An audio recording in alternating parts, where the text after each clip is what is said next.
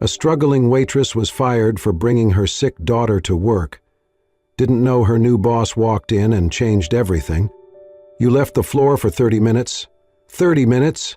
The manager's voice cut through the low hum of the morning rush like a blade. To go play with your kid in the storage room? What the hell do you think this is, Pamela? A daycare? Pamela froze in place near the kitchen door, her apron slightly stained, her notepad clutched tight in one hand. Her blonde hair was pulled back into a bun, wisps falling around her flushed cheeks. She looked up slowly, eyes wide with panic. "No," she said softly. I'm sorry. She has a fever. I didn't know what else to do." The customers near the front paused, forks halfway to mouths. Some pretended not to hear. A few glanced curiously, then looked away. The manager, a wiry man named Carl with a short fuse and a long list of grudges, leaned in closer, voice rising even more. "You brought a sick toddler into a food service environment? Are you out of your mind?" Pamela's voice cracked. "If I took her to the hospital, they'd admit her for days, and if I miss even 2 shifts, I won't make rent next month. I just needed to make it through today. She's in the back, quiet, sleeping. I checked on her during the break." "Break?" Carl barked. "You're a server. You take breaks when I say you take breaks. You left 3 tables, waiting for coffee." "I'm sorry," she whispered, her eyes welling. "Please." "I'll make it up. I'll stay late. I'll cover extra shifts." Carl pointed to the door. "No, we're done. This is not the first time you've let your personal drama bleed into work. Pack your things. You're fired!" Pamela's mouth opened, but no sound came out. She looked over her shoulder toward the back room, where her daughter lay bundled in a blanket atop 2 flattened boxes and a jacket. Her heart pounded in her chest. I'll get her," she whispered. Carl shook his head and walked off, muttering, "Unbelievable." She walked stiffly past the fry station, past curious eyes and silent stares, into the dimly lit storage room where her little girl Maria lay sleeping. Her cheeks were flushed from fever, her curls damp with sweat. Pamela crouched down, gently touched her forehead, then carefully wrapped the child in the blanket. Maria stirred and blinked slowly. "Mommy?" she murmured. "It's okay, baby." "I've got you," Pamela whispered, swallowing the lump in her throat. She lifted her daughter into her arms, the small body burning against her chest.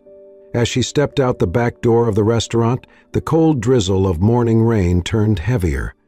Within seconds, her thin shirt was soaked. She clutched Maria tighter, shielding the child with her own body as best she could. Her eyes stung from the wet and the shame. She didn't look back. Not at the kitchen. Not at Carl. Not at the people who didn't speak up. She walked forward, out into the gray street, a 3-year-old in her arms and nowhere to go. The rain fell harder now, soaking through her thin clothes, but she kept walking, one foot in front of the other, driven only by instinct and desperation. What Pamela didn't see, what she couldn't have known, was the man sitting alone in the far corner booth by the window. He had been there the entire time. He had seen everything. He watched as the front door swung closed behind her, watched the child's tiny face pressed against her mother's shoulder, and the way Pamela's hand never once loosened its grip. He didn't speak, he didn't move, but something in his expression shifted, just slightly, as if a memory had stirred from long ago. He reached for his coffee but did not drink it. Instead, he sat very still, eyes fixed on the rain-drenched sidewalk where a young mother and her sick child disappeared into the morning. The diner was quieter now. The breakfast rush had passed, leaving behind empty plates and half-drunk coffee cups. But at the corner booth near the window, one man had barely touched his meal. Gerald Whitmore sat with perfect posture, eyes on the rain-smeared glass, though his thoughts were miles from the storm outside. Dressed in a plain dark coat and gray button-down shirt, he looked no different from any other businessman grabbing breakfast on his way to somewhere important, which was exactly what he wanted.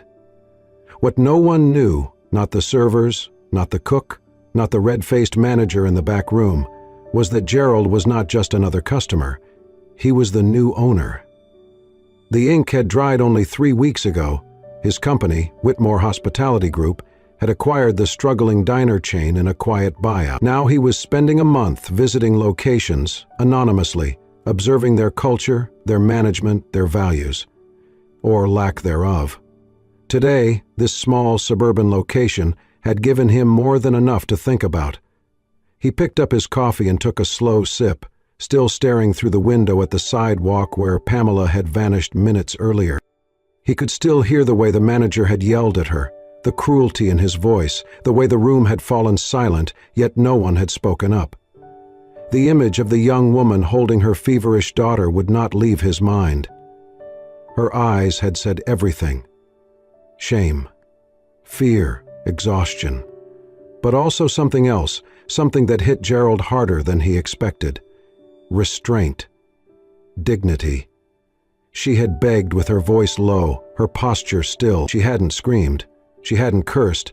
She had simply endured. He remembered that look, because he had once worn it. He opened the leather notebook he carried everywhere and flipped to a clean page. In tidy, precise handwriting he wrote, Pamela, waitress, blonde, early 20s, fired for caring for her child. Calm under pressure, should not be discarded. He drew a line under her name, then turned to a different section, labeled Internal Review, Personnel. Manager, Carl, aggressive, lacks empathy, endangers brand integrity. Gerald closed the notebook and tapped the pen once against the edge of the table. It was time to go. He waved over the young server who had nervously brought him his untouched breakfast earlier. Can I get the check? He asked politely. She nodded, already fumbling with the bill folder. Yes, sir. I hope everything was okay. I'm really sorry about the earlier situation. Gerald offered a smile, one that did not quite reach his eyes. It was informative, he said. He took the folder, slipped in a crisp $100 bill, and added a smaller card behind it. On the back of the card, in firm black ink, he wrote a single note. Management like this hurts more than your margins. I'll be back. He stood, adjusted his coat, and walked out into the drizzle without another word. As the door closed behind him, the young server opened the folder, her eyes widening at the tip and the message. She turned the card over, her breath caught. Whitmore Hospitality Group, CEO. She looked up toward the door, but Gerald was already gone. Pamela sat in the corner of the tiny apartment, holding Maria close. The landlord's voice still echoed in her ears, flat, impatient, final. You're a week late again. I'm sorry, Pam, but I have bills too. You need to be out by tomorrow. She didn't argue. She couldn't. There was no money left to argue with. She packed what she could into 2 bags, bundled Maria in an oversized hoodie, and stepped out into the gray afternoon, with nowhere to go. By dusk, the drizzle had returned, soaking their shoes as they trudged through back streets and alleyways, looking for anywhere dry. Pamela's final hope was the county hospital. She sat with Maria on her lap for hours in the emergency room lobby, cradling the toddler's warm body. When their turn finally came, the nurse glanced at the outdated insurance card and gave a tired, apologetic shake of the head. She needs rest and fluids, but we can't admit her without coverage, the nurse said gently.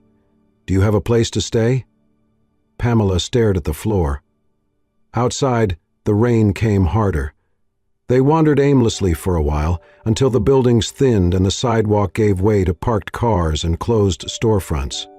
Pamela found a narrow alley behind a laundromat, hidden from view but just wide enough for them to sit under a crooked awning. She laid down the thin blanket she'd carried in her bag, sat with her back to the brick wall, and pulled Maria into her lap. Her daughter whimpered in her sleep. Pamela's hands trembled as she wrapped the blanket around them both. Rain pounded the pavement just inches away. Her throat tightened, her eyes burned, and she could no longer hold it in.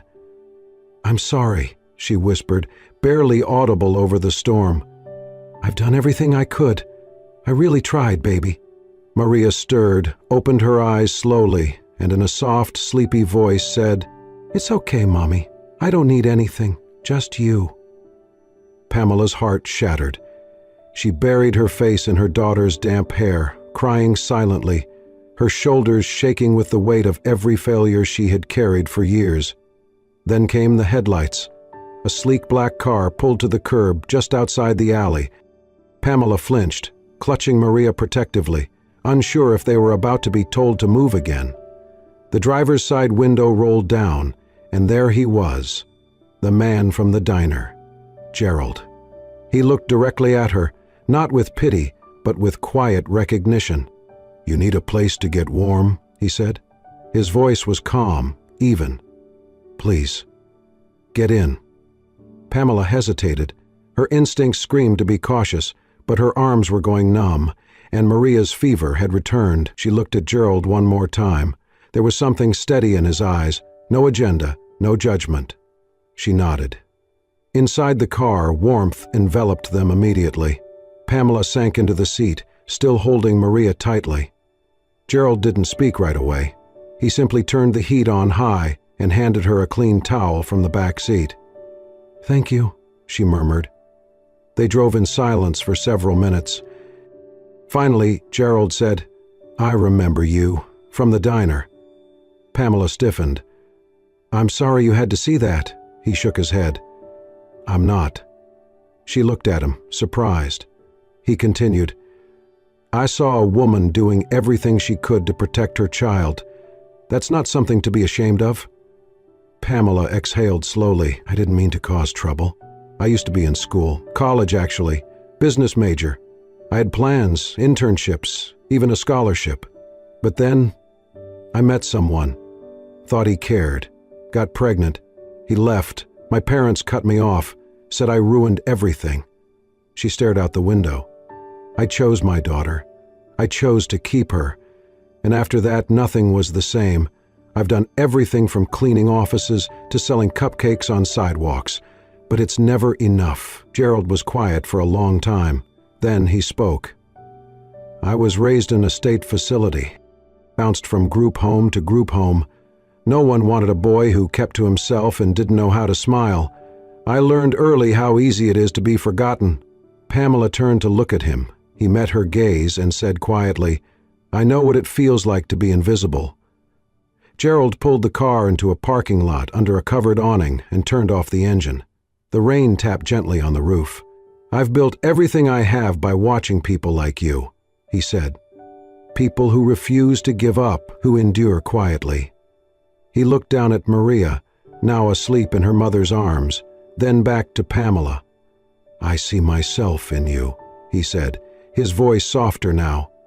"But you're stronger. You've cared for someone else when no one cared for you." Pamela blinked, eyes full. "I don't know what to say." Gerald offered the faintest smile. "You don't have to say anything. Just let me help." Pamela sat in a quiet, modern lounge on the top floor of an office building she never imagined stepping foot inside. Her clothes, still damp from the night before, had been exchanged for a simple outfit someone from the staff had quietly brought her.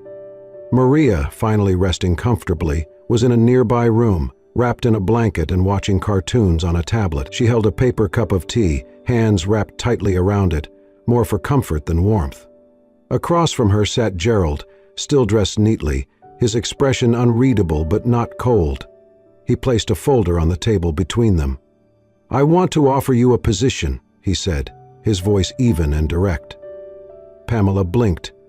I'm sorry, what?" "At our flagship restaurant. It's opening in 3 weeks downtown. We're finalizing the team now," Gerald explained. "It's a position for assistant floor manager." She stared at him. "I don't understand." Gerald pushed the folder slightly closer. "You've been on your feet since you were 19.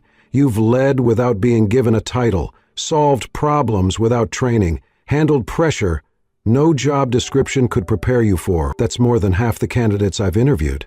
Pamela shook her head, overwhelmed. "But I didn't finish college.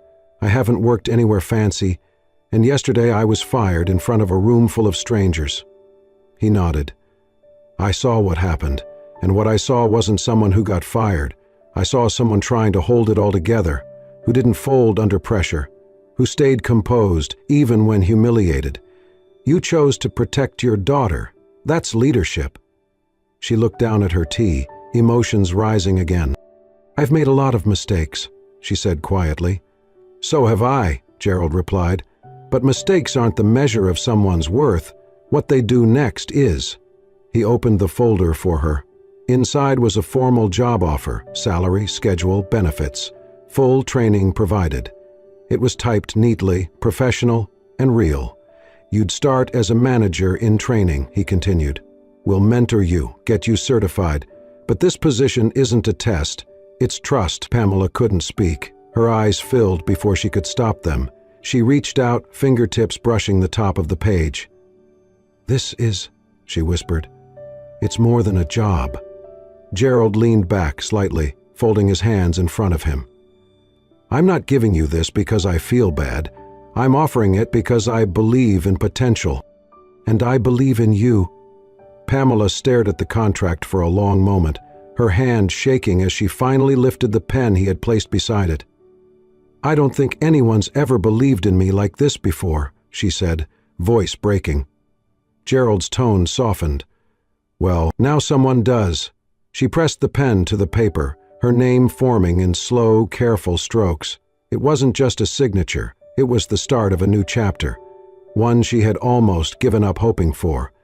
And when she looked up at Gerald, she saw not a CEO, not a savior, but someone who understood what it meant to have everything and still feel alone. Until someone reaches out and says, "You belong here." The transformation was quiet, but powerful. In just a few weeks, Pamela had gone from a woman clinging to survival to a rising presence inside one of the city's most anticipated restaurant launches. She absorbed everything. She shadowed floor managers, memorized seating maps, learned the reservation system in days, and could quote back health codes by heart. She remembered every staff member's name, their schedules, their birthdays.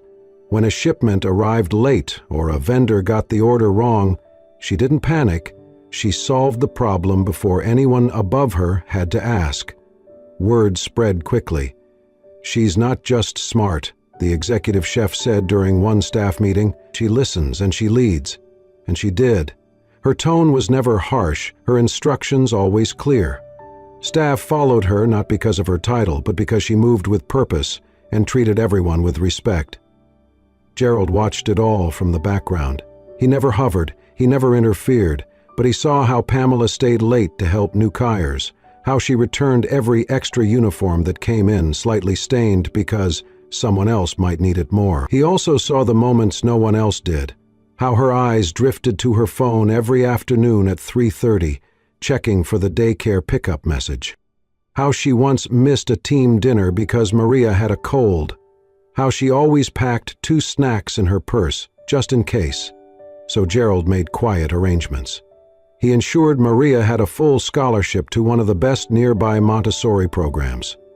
He personally approved a flexible work schedule, hidden beneath internal operations needs in HR paperwork. No one knew, and Pamela never asked. She simply showed up, did the work, and earned everything. One rainy Tuesday, after a long morning of inventory checks and supplier calls, Pamela returned to her desk, a small corner tucked between the staff lounge and the manager's office. There, sitting neatly on her desk, was a small takeout box. She blinked. Inside was a container of mini buttered noodles, 2 cut strawberries, and a small note. Exactly what Maria loved. Pamela opened the note with cautious fingers. "To the mother of a little angel, don't forget to eat today." Her heart clenched, her throat tightened. She didn't need a signature to know who had left it. She sat for a long moment, the box in front of her, her fingers pressed to her lips. Gerald never made a show of anything. He didn't stand in hallways waiting for thank yous. But he saw her, not as a project, not as a case to solve, as a person, someone who had fought her way back from nothing, someone who mattered. Pamela pulled out her phone and snapped a photo, not to post, not to share, just to remember. Then she quietly opened the box and took the first bite. and for the first time in years, she ate without rushing, without guilt, and without fear of what came next. By the time the flagship restaurant celebrated its first full quarter of operation, Pamela's name had become more than just familiar, it had become respected. She no longer operated from the quiet corners of the staff lounge or behind the reservation counter. She now stood in strategy meetings, presenting shift rotation models and cost-cutting proposals to senior leadership. She had developed a new scheduling system that not only reduced overtime pay, but also improved employee morale, two things rarely achieved together. Every proposal she submitted carried her signature at the bottom. Everyone was approved, often quietly, without fanfare, but always swiftly by Gerald. He never praised her in public, never pulled her aside to offer applause, but he kept every signed copy of her proposals in a personal file labeled Internal Growth. It was his private collection of victories. And then came the invitation.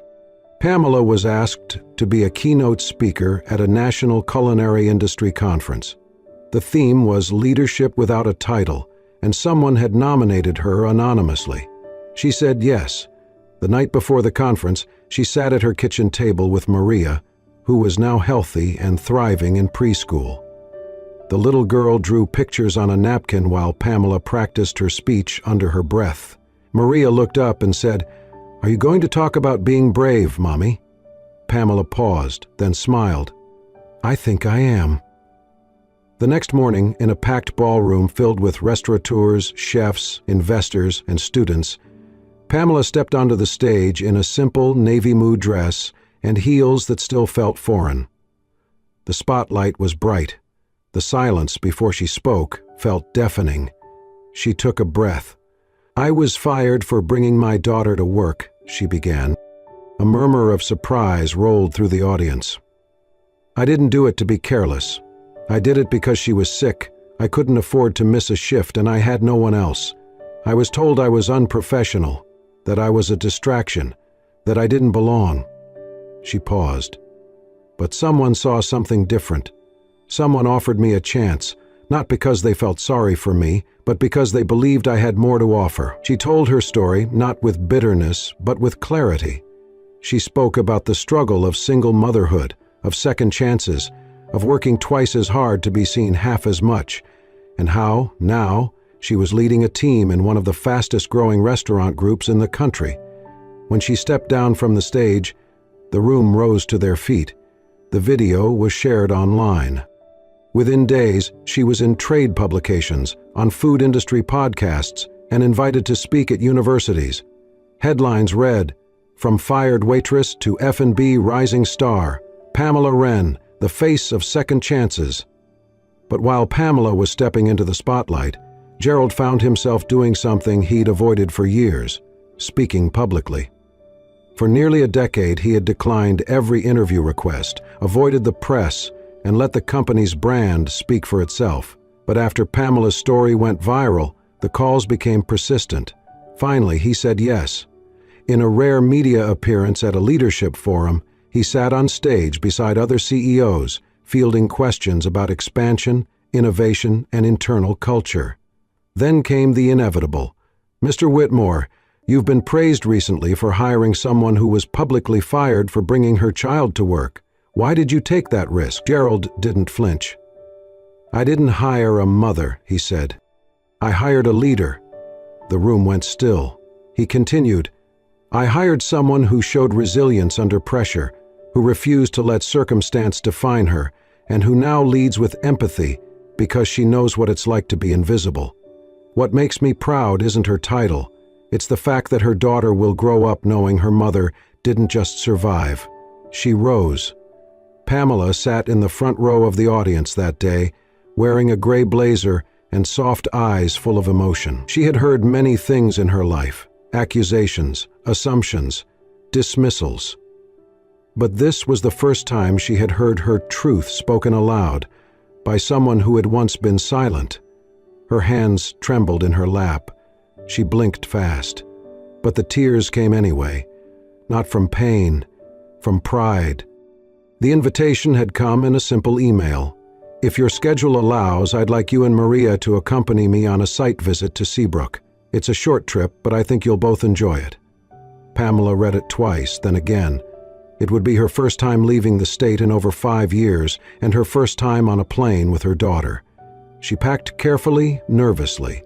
Maria, on the other hand, was thrilled. "Are we flying in the sky like birds?" she squealed, arms outstretched. "Yes, baby," Pamela said with a soft smile. "Like birds." Seabrook was a quiet, windswept coastal town, its boardwalk dotted with mom-and-pop shops and empty summer rentals. Gerald was scouting the location for a boutique dining concept he had envisioned, something small, local, elegant. After the meetings and property walkthroughs, he suggested an evening walk. The three of them ended up climbing a low dune that overlooked the ocean. Maria dashed ahead, running through the sand, her laughter echoing like wind chimes. Pamela and Gerald followed more slowly, eventually sitting side by side on a patch of dry grass that looked out over the water. It was the most peaceful silence Pamela had experienced in years. Gerald spoke first. "I used to come here," he said quietly, "back when I lived in the group home upstate. Every summer they took us here for one weekend.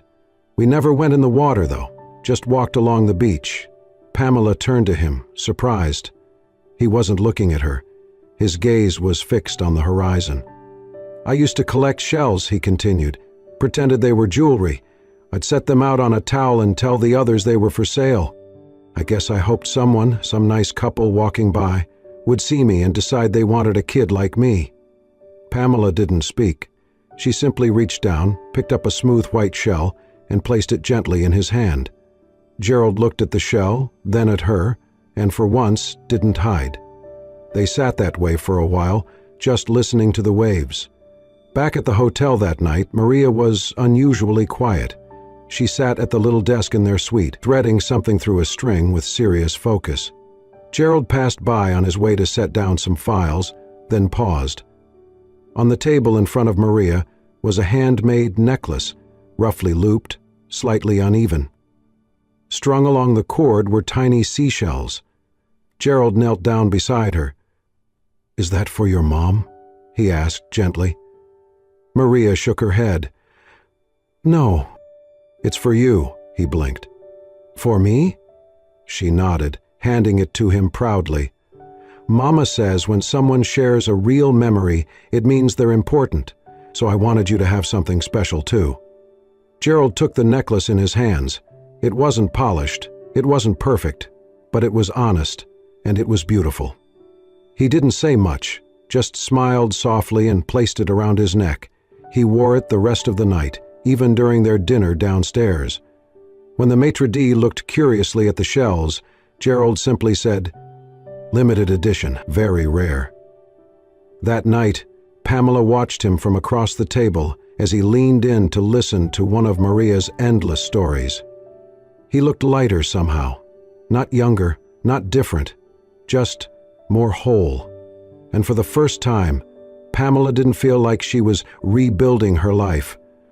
She felt like she was building something new with someone who wasn't afraid to share the past.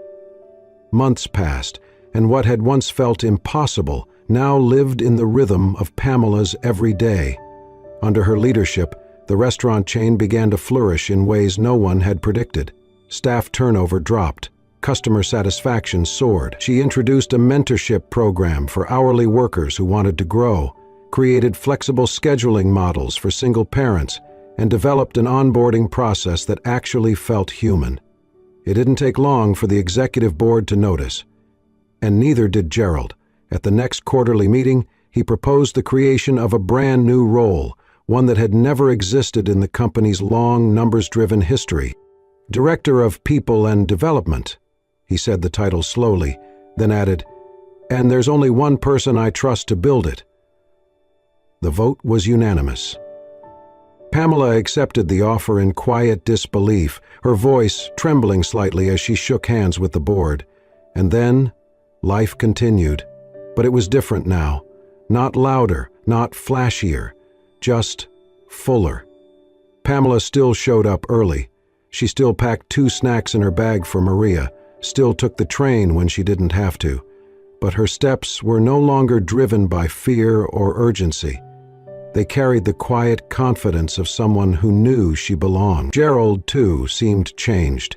He still wore tailored suits and made bold decisions, but he smiled more, stayed longer in staff meetings, and though he never said it aloud, people around him began to sense what had shifted. He hadn't just built a company, he had found something to come home to. And yet, there was no big announcement, no ring, no press release. Gerald didn't throw parties. He did something subtler. When the team launched a new seasonal menu across all flagship locations, Pamela was asked to sign off on the final design before print. The layout was sleek, elegant. The background image, barely visible behind the wine list, was a faded, dreamy photo. She blinked, her heart caught. It was the three of them. A photo from that evening in Seabrook, Maria between them, holding both their hands, facing the ocean. The horizon blurred by sunlight. It wasn't labeled. No one else would notice. But she knew.